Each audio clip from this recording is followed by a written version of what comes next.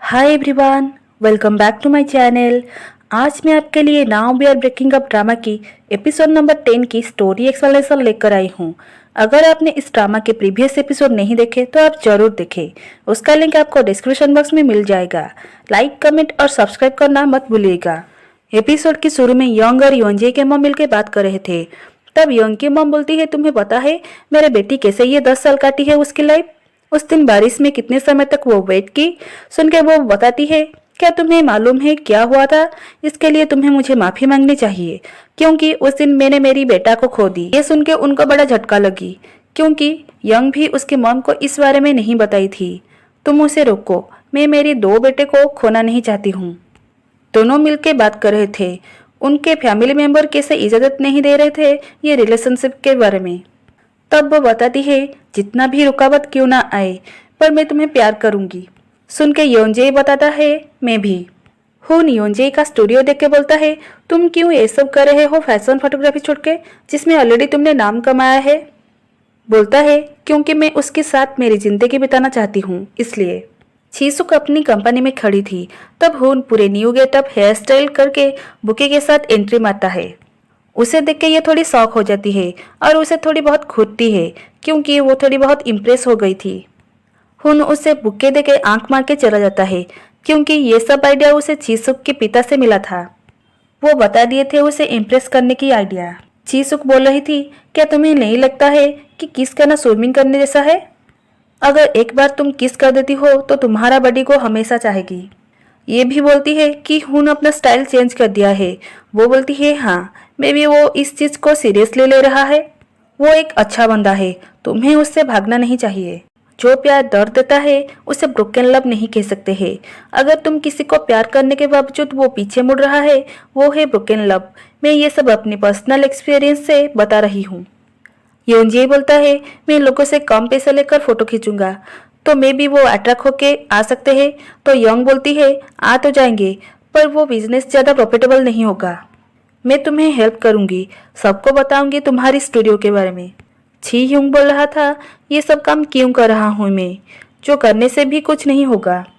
सोयंग बोलती है, हाँ, तुम जैसे लोग तो चांदी चामच मुंह पे लेकर पैदा हुए हो। तुम तो जितने बड़े बड़े ब्रांड के कपड़े पहन रही हो, वो सब कैसे बनती है, कभी सोचा है? मेरे जैसे लोग बिना पानी खाना के लगन से काम करते हैं। उसके बाद से उसे थोड़ी बहुत दूसरों की परेशानी समझ आता है। मीसुक अपनी छोटी बेटी को अपना खुद का काम करना सिखा रही थी। वो बेचारी ये तो नहीं समझ पा रही थी, पर बहुत रो रही थी। ये देख के यंग उसे रोकने की बहुत कोशिश करती है, पर मीसुक उसे मना करती है। जब केमो लेने चली जाएगी, ये सब तो उसे करनी पड़ेगी, इसलिए पहले से उसे तैयार कर रही थी। वो लड़की सोहो को बोलती है, मैं तुम्हारे बिना कैसे रहूंगी, वो सब काम कैसे होगी। हुन चीसुक को लिमिटेड एडिशन के शू गिफ्ट करता है और उसके साथ जाके दोनों का नाम लिखा हुआ लग करके उसे की देता है। बोलता है, तुम जब मुझे छोड़ के जाना चाहोगी तब उसे अनलॉक करके फेंक देना, क्योंकि कोरिया में जो कपल होते हैं वो ताला को लॉक करके उसकी चाबी को दूर फेंक देते हैं, ताकि उनका प्यार ऐसे ही रहे, कभी ना टूटे।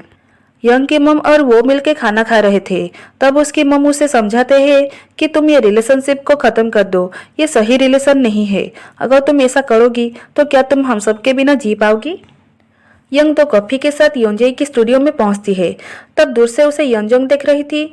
आके वो बोलती है, क्या तुम्हें पता है योंजे एक लड़की को ट्रिप में मिला था, उसके साथ और एक लड़की के साथ भी वो रिलेशन में था। ये सब सुन के यंग को विश्वास नहीं हो रही थी। तब वहाँ योंजे आ जाता है और उसे चुप कराती है। तो वो बाहर लौट रही थी। तब योंजे उसे बोलता है, क्या तुम्हें पता नहीं कि 10 साल पहले सोवान उसके साथ ब्रेकअप कर लिया था? अब पहले का सीन दिखाया जाता है, जहाँ सोवान योंजे को बता रहा था कि वो यंग के साथ ब्रेकअप करने जा रहा था। उस टाइम वो योंजे को बोल रहा था, तुम मेरी तरह एक डरपोक मत होना, और उसके बाद एक्सीडेंट हो जाता है।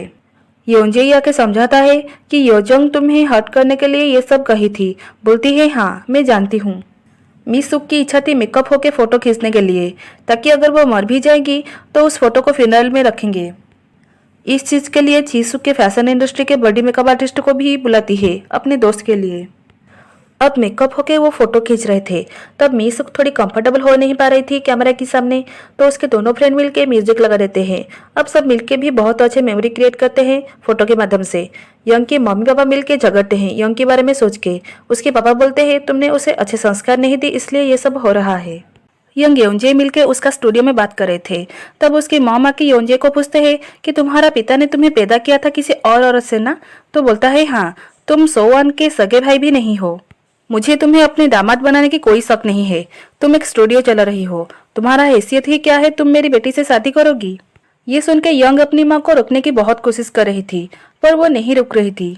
ये सब बोलने के बाद वो यंग को लेके घर चले जाते हैं। जाते टाइम यंग योंजे को बोल रही थी मैं अब जा रही हूँ, क्योंकि वो महसूस कर पा रही थी कि उसकी साथ चाहिए, पर वो बेचारी कुछ नहीं कर पा रही थी अपनी मॉम के सामने। मिसुक रोती हुई अपनी बेटी के पास लेटती है। ये सब देख के सोहो भी रो रहा था।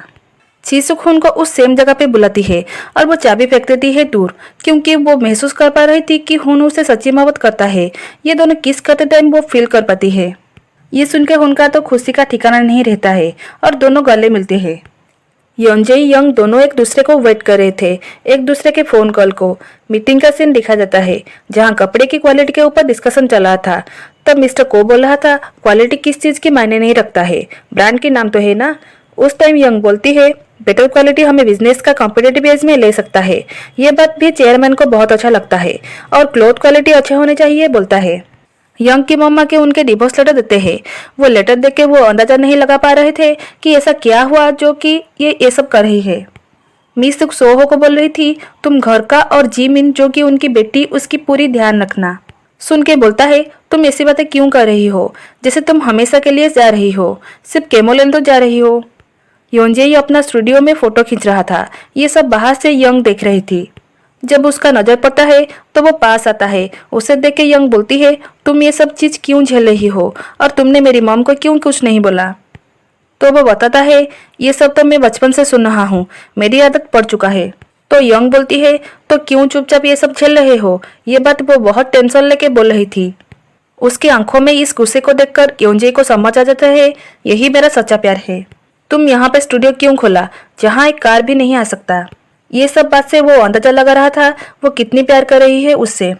वो आई लव यू बोलता है तो यंग भी सुन के पिघल के सेम बोलती है। यहीं पर एपिसोड खत्म हो जाती है।